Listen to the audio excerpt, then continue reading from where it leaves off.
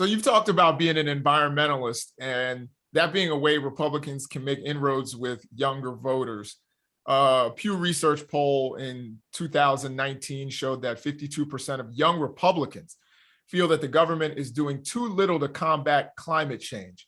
Do you believe climate change is caused by man-made carbon emissions? And if so, what steps should be taken to limit it? I'm not a scientist, so I don't know. I don't look at what they look at to make my decision. I just make my decision based on a farm boy. I knew when we were planting crops, there was a time they started using crop dusting process where planes would come in and release this pesticide, and I would notice some of our rabbits, where we would find a lot of our rabbits dead and find birds dead. What man was doing would have an impact because those rabbits would eat the grass, and that pesticide was on the grass, so it killed that rabbit. So I know there are things that are happening out there, but I will say this, I don't want to make it political. We learn about preserving our earth and having clean water and preserving land and protecting wildlife. That's what I'm a conservationist. As a farm boy, I know how important it is to cultivate land, to grow crops. I know how many species live off the land. I know how important it is to have clean water.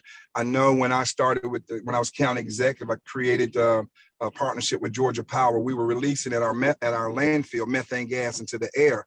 Well, we built a system where we were able to capture that methane air, sell it to Georgia Power, and we turned trash into cash, I should say. But we were originally releasing that into our air. So I know things happen, but it's gotten too political, Jason. And we've gone to the extremes on both sides. Republicans don't do enough. I got to tell you, fish don't have to go to school or go to work. People do. I do believe we need to do drillings. There's ways you can do safe drilling, still protect our fish habitat. And so, but there's some that just go too far and too extreme. Do you think that Democrats, do you think that Democrats have abandoned the concern that they should have about those basic environmental needs, clean air, clean water, picking up litter and having clean streets?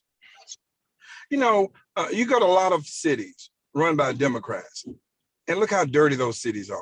Just flat, filthy, dirty. Why? Because either they're not educating their population, children, making sure that, hey, because it started at home, pick up paper. Do they have the proper people who are out there, enough people who are keeping the city streets clean, picking up trash on time?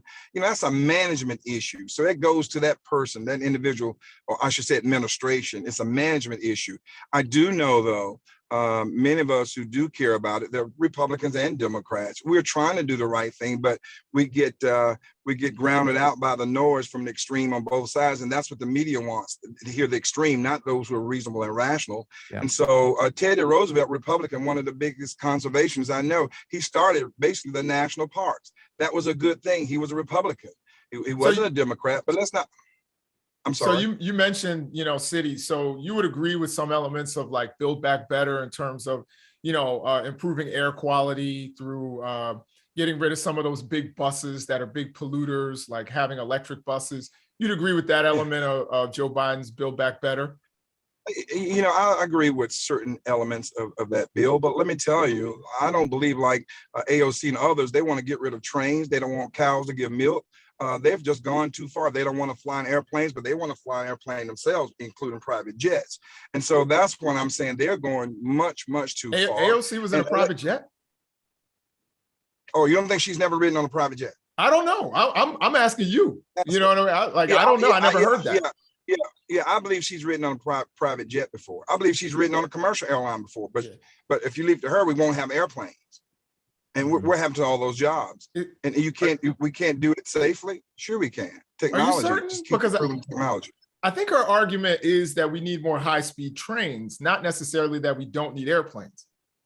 When she said we need more, I won't get into weeds with her, but she says some extreme things. And if you follow what she wants to do, then people will be put out of jobs. There will be no transportation, among many other things. Just like she's all for the mask, she's all for the mandates, but she goes down to Florida and parties with no mask on, and to a state where they banned mandates, and she's down there having a ball. So the hypocrisy, a lot of things that come out of her mouth is just quite hypocritical. And so, but I don't hold that against her. I would still work with her on anything. One of as the long as I believe it's Yeah, reasonable. I think the picture of her without a mask was outdoors, if I'm not mistaken. But But you know, they want. but I think her point about the transportation, just to make this quick point, I think it was high-speed trains, which is what they have in Europe. And you know, if we have more ways, if you can get from DC to Atlanta in an hour and a half, you know, we could have done this interview in person.